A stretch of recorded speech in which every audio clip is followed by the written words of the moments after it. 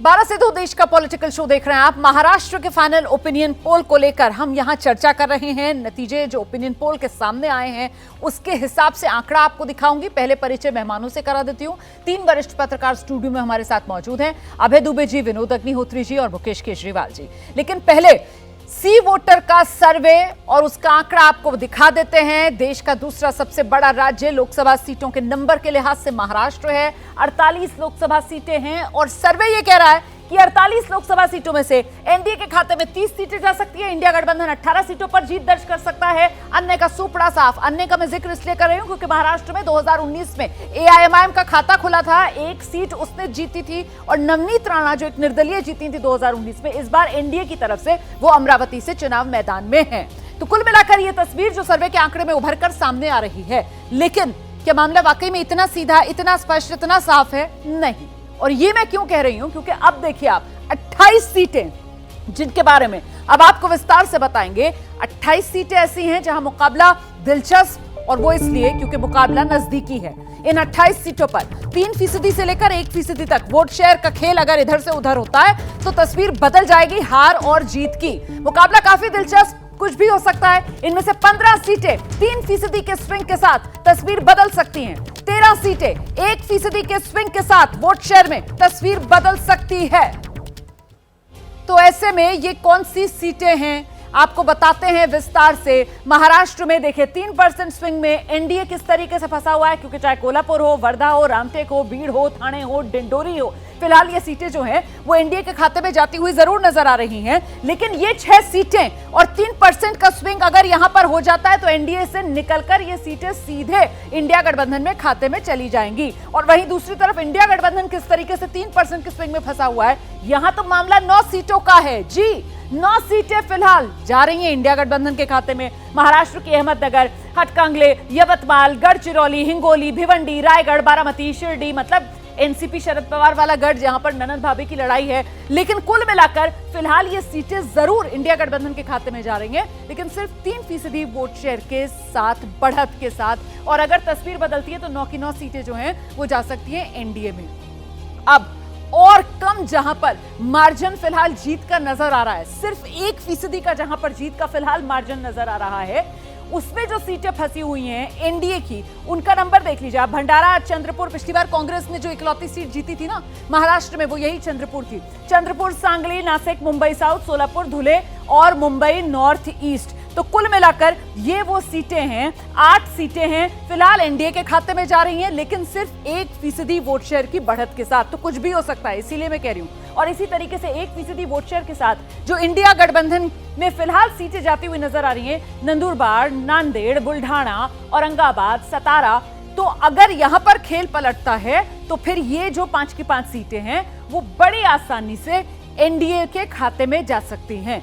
तो इसीलिए 28 सीटें और 28 सीटों को लेकर जो राजनीति का ऊंट है वो किसी भी करवट बैठ सकता है। और ऐसे में महाराष्ट्र में किसकी बढ़त कहना फिलहाल मुश्किल नजर आ रहा है। अभय दुबे जी, देखिए, अगर महाराष्ट्र में कोई लहर चल रही होती या कोई बड़ा मजबूत दिखाई देने वाला अंडर करंट होता तो हम 3%, 1% के स्विंग की चर्चा न कर रहे होते।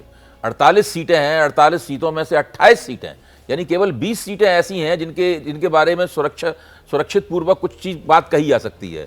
28 सीटों की जब ये हालत है, इसका सीधा मतलब है ना तो वहाँ कोई मोदी मैजिक चल रहा है, ना कोई 400 पार का नारा चल रहा है।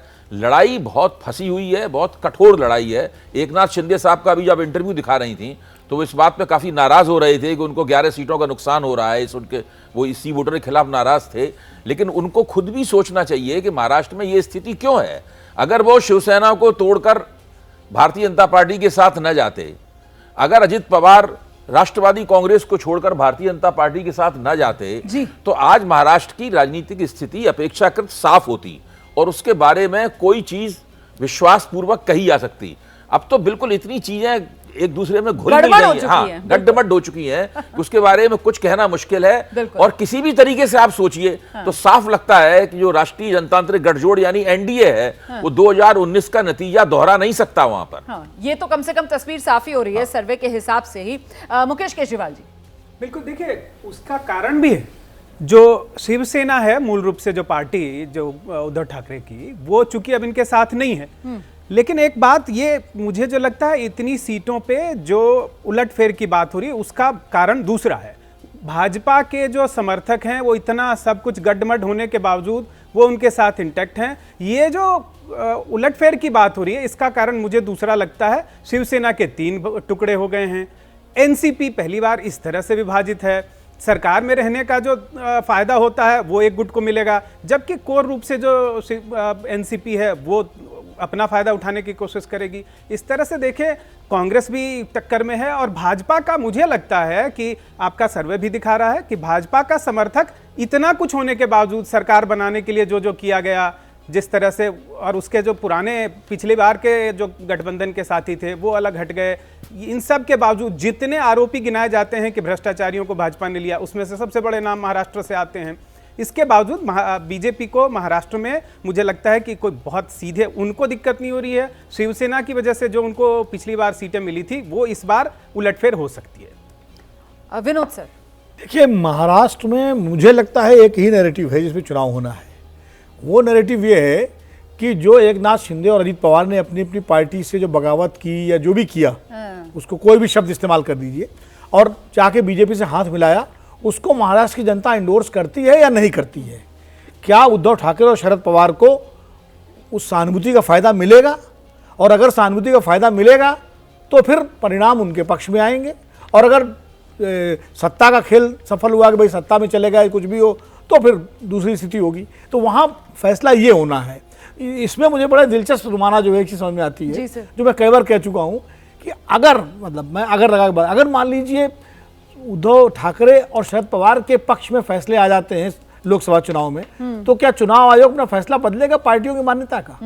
क्योंकि उसने जो आधार दिया था वो तो एमपी और एमएलए की उस पर ही दिया था। सही। ये बड़ा एक मतलब पेच भविष्य में आएगा अगर नतीजे वैसे आए, और नहीं तो फिर जैसा है वैसा होगा। लेकिन मुझे एक चीज लगती है कि ये जो 18 और 30 का जो दिखाया है, ये जो स्विंग सीटें हैं आपकी, स्विंग सीटों पर बहुत कुछ तय करेगा। ये आंकड़ा बदल सकता है अगर स्विंग सीटों में कुछ हेरफेर हुआ तो। बिल्कुल, इसीलिए तो, और वो नंबर छोटा मोटा नहीं है, मतलब 48 में से 28 सीटें ऐसी हैं जहां पर आप कुछ भी नहीं कह सकते, और सिर्फ 3% के भीतर वोट शेयर इधर से उधर हो जाता है तो खेल पूरी तरीके से पलट सकता है। बड़ी सही बात विनोद जी ने बोली है। बागी, अब बागियों को महाराष्ट्र की जनता इस बार रिवॉर्ड देने जा रही है या बागियों का महाराष्ट्र की जनता हिसाब करने जा रही है? कुल मिलाकर इसी पर महाराष्ट्र का जो सियासी फैसला है 24 चुनाव का, उस पर मोहर लगने जा रही है।